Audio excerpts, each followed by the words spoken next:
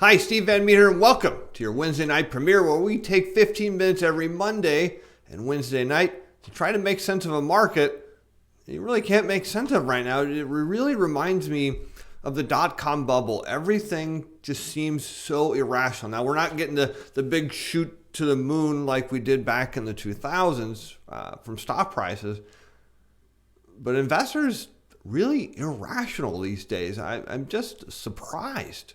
Well, anyways, today is Fed Day. It wasn't a Fed meeting, but the minutes from the last meeting were finally released from their March meeting. And the Fed does this deliberately because they changed them. And you're saying, what? They changed them? Oh, yeah. They consider it a policy tool. So what they will do is they will write, or they have someone at the meetings that collects the minutes, logs them and summarizes them for the month later when they're released. And if everything's going the way the Fed wants it to go, well, they release them as is. If things are going differently, the Fed goes back, rewrites the minutes. Dead serious. This is true. I understand you may not even believe me that this is true, but Janet Yellen said the Fed minutes are indeed a policy tool, and we use them. So they rewrite them to say whatever they need the minutes to say to make markets happier about whatever the Fed message the Fed wants to convey. It's not until you go back 5 years where the Fed actually releases what is actually said at the meetings before you know the truth. But then they're blacked out for 5 years, we have no clue. So we just have to take at face value that the meeting minutes that we just got are as real as they were a month ago. And they're not. The content of this video is provided as educational information only. Is not intended to provide investment or other advice. Material is not to be construed as a recommendation or solicitation to buy or sell a security, financial product, instrument, or participate in any particular trading strategy. This video was prepared by Steven Van Metre on personal capacity as opinions expressed via that do not reflect the view of Atlas Financial Advisors Inc. or Steven Van Metre Financial. So what were people looking for today? They were looking for a dovish Fed. They wanted to hear the Fed was about to cut interest rates. Well, they didn't quite get what they wanted. So let's take a look at the key part of the minutes. And so here you can see from March 20th, 2019 on the Federal Reserve website. You can go to the main page and get here, but I'm not going to walk you through that. But the key paragraph I want to look at is right here. And it says, in their consideration of the economic outlook, members noted that financial conditions had improved since the beginning of the year, but that some time would be needed to assess whether indications of weak economic growth in the first quarter, remember they're referring to not only the trade war, but the government shutdown. They've made this clear in the past, would persist in subsequent quarters. And again, the Fed has already said that we think things turn around in the second quarter. Well, we're officially started there now. Members also noted that inflationary pressures remain muted and that a number of uncertainties bearing on the U.S. and global economic outlook still awaited resolution. Translation, trade war. However, members continue to view sustained expansion of economic activity, strong labor market conditions, and inflation near the committee's symmetric 2% objective as the most likely outcomes for the U.S. economy in the period ahead. In light of global economic and financial developments and muted inflation pressures, members concurred that the committee could be patient as it determines what future adjustments to the target range for the federal funds rate may be appropriate to support these outcomes.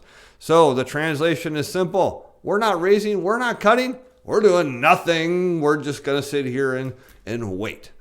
Except we're going to stop the balance sheet unwind, or we're going to stop the balance sheet unwind at the end of April, but we're going to reduce it starting May 1st. So that's kind of odd, of course, that the Fed's panicking about the balance sheet, but maintaining stability on the federal funds rate. So this translates to the Fed could raise, could lower. We don't know. They actually don't know. Now, what this originally said, well, we have no idea. Now, consumer prices came out today, and what we find is that inflation is still running under the Fed's 2% trend. So pausing on the federal funds rate, well, that would be in line with keeping inflation at 2%, at least in their view of what inflation is in terms of price increases. Everything seems to be fine from their book. So even though it's just slightly undershooting the 2% target, it's not enough to get the Fed to lower interest rates at this point. We're seeing that this Fed's just going to wait things out and see what's going to happen. Now, something interesting that showed up on Twitter, and let me switch over to this, was this post by Peter Brandt. He's a classical chartist, been charting markets and trading markets on his own for 40 years as self-employed. He provided for his entire family. His wife did not work, raised his children trading the market, which is extremely hard to do and very unusual. And he hasn't been posting much about gold lately, but he has been posting about cryptocurrency. So it was really welcome today when he posted this. It says commercials, this is a smart money, have distributed a large short gold position of 11.8 million ounces. A close below 1280, if it happens, could produce a retest of 1210. Now, I've actually said that for those of you who have watched these videos in the past where we've taken a look at gold, and let's go over there and we can see here's this head, left shoulder, right shoulder pattern that I've been talking about. And let's see if we can draw a line, something like maybe what Peter has. Let's see how that looks. His line's somewhere around 1285. So let's see. Let's change that real quick. His line is more like this. Whoops. Like that. So that's Peter's line there. He says a breakdown, essentially you're measuring from here to roughly here. So that's 50, we'll just say 75 points. You subtract 75 points off of 1285 and you get, voila,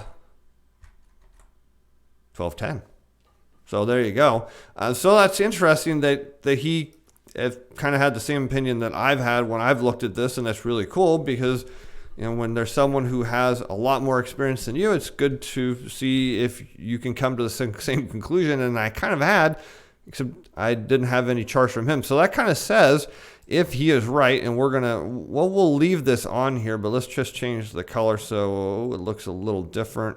We'll make it a little bigger so we can kind of reference this in the future. You know what? Let's change that color a second time to maybe blue or something. And so there we go. I've kind of been saying there needs to be a retest around this 1240 to 1250 level in gold, or possibly down here where you can see there was a lot more buying going on. Maybe this is where the smart money wants to buy more. So this would be very interesting if this breaks down. Now today it closed just over its 50-day moving average here in green. So from that standpoint, gold is trying to make a bullish position here. If we go and look at paper gold, which is the ETF GLD, it closed right a penny above its 50-day moving average. So again, it's trying to reclaim this after it bounced off of its 100-day moving average. Again, this is kind of a bearish signpost, a bearish bullish signpost for paper gold. Looking over here, we didn't get down to the 100-day moving average on the physical metal. So it still says that this needs to resolve before we can buy in. And if we look at the ETF of GLD, it's kind of trying to get back up here to its resistance zone where it's rejected twice, and it's sitting roughly, it closed here, but at 2262, but it's still finding resistance right at the left shoulder here. Again, tells us that the GDX, the large gold miners, could get down here to this roughly $19 range, or 1825 to 19. That would be, again, a nice bottom. I would think that should be tradable there from that standpoint. So let's go take a look at the broad market, since I don't have a whole lot of other things. There's not a lot of data right now. The big thing that's coming that everyone's really waiting on is earnings. And the first quarter earnings are starting to come out, but it really doesn't kick off until Friday pre-markets, where we get some of the banks, and then Monday the rest of the banks start to come out, the big banks. That's when the ball gets rolling. That's when we find out, does the emperor wearing any clothes? I think not, but we'll find out. So that's kind of the markets are just hanging tight, hoping that earnings are better than what the estimates are showing. So the S&P 500 is holding over this support line. So it was resistance, now support, tagged support yesterday and bounced off of that today, so reversed yesterday's losses. So the S&P sitting right up here. Volatility is not confirming. Volatility's in an upward trend. Nice double bottom on volatility, kind of suggesting that volatility is getting ready to take off here and bring stock prices down with it. If we look at the ETF version of volatility, you can see it's holding, roughly its double bottom here. Volume is tailing off, meaning the people that are selling this or shorting volatility here are getting weaker. There's not as many people shorting volatility as there were prior. So that's kind of interesting to see how that's going to play out. From a trading volume standpoint, you can see volumes are very, very low. This is historically very low and very unusual. We're seeing actually retail flows out, institutional money managers flow out. Who is the last buyer of stocks? It is corporations, and they do not have an infinite sum of money to keep buying their stock back. So if you think that this can go on forever, it can't. Let's take a look at the 10-year Treasury yields. These closed at 2.464. Again, my trading platform closes out Treasury yields about a half hour before market close for reasons I cannot explain. But anyways, it closed below this dotted purple line, which was briefly resistance, became support, and then broke through support. Again, we're setting up a retest of the December lows and likely this roughly 2.324 level, where if broken will set a chance to revisit the all-time lows down here at 1.3. Well, actually the first move would be down to 1.9, the pre-election levels, and then a move down to revisit the all-time lows. So Treasury yields are reacting just as we would expect them to do. They're moving down. This is a large topping pattern. Let's go back, zoom back out. And maybe, I thought this thing would accelerate quicker, but these people that are short the Treasury market are very convicted. It's probably not going to be until yields break through this 2.3 that we really see these short sellers exit their positions. Looking at the long bond, the 30-year Treasury yields, again, it came up and it tagged these. I put these two cayenne lines. This is resistance, came up, hit into the resistance zone, rejected. This is beautiful in terms of a technical picture of what you'd want to see. And so rejection here says that 10-year Treasury or 30-year Treasury yields are headed down to this 2.75 level. 5-year yields are also rolling over down. We know there is a very strong correlation with oil prices and 5-year Treasury yields. But oddly enough, after 3 weeks of crude oil build, crude oil prices are rising, and that just does not make any sense at all. But we do know that seasonality right now is strong for crude oil. It means historically, crude oil does very well coming out of the first quarter because refineries have been under maintenance. My contacts say that that is done now. But generally, that's the idea, is refineries under maintenance, and there is a big demand for oil. But based on the last 3 weeks, we're not seeing big demand for oil. But yet speculators are driving the price higher. We looked at that on Monday, how hedge funds are positioned. So hedge funds are taking bigger positions in the oil market.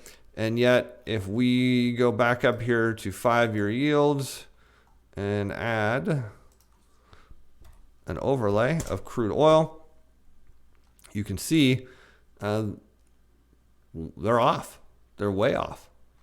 And if we zoom in a little bit, you can get a bigger picture of just how far that gap is. It doesn't look that big on the other chart, but it says that crude oil should be probably under $50 a barrel.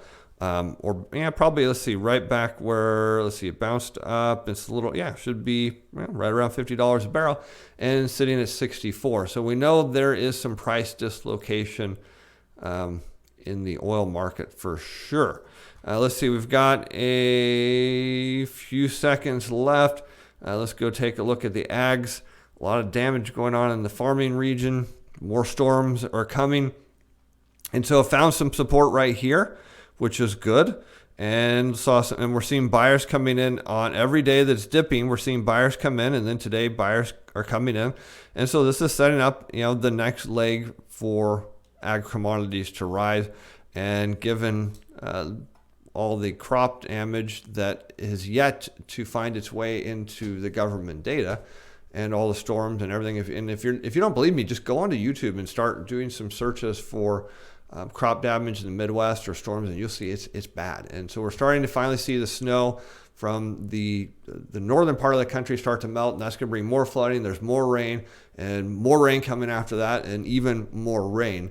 And so boots on the ground, people there saying the damage is really bad. Farmers won't be planting. There's a lot of stored crops damaged, but we don't know what the number is because the Department of Agriculture can't get in to inspect it yet. So anyways, with that, I'm Steve Van Metre. We'll see you Friday. Bye now.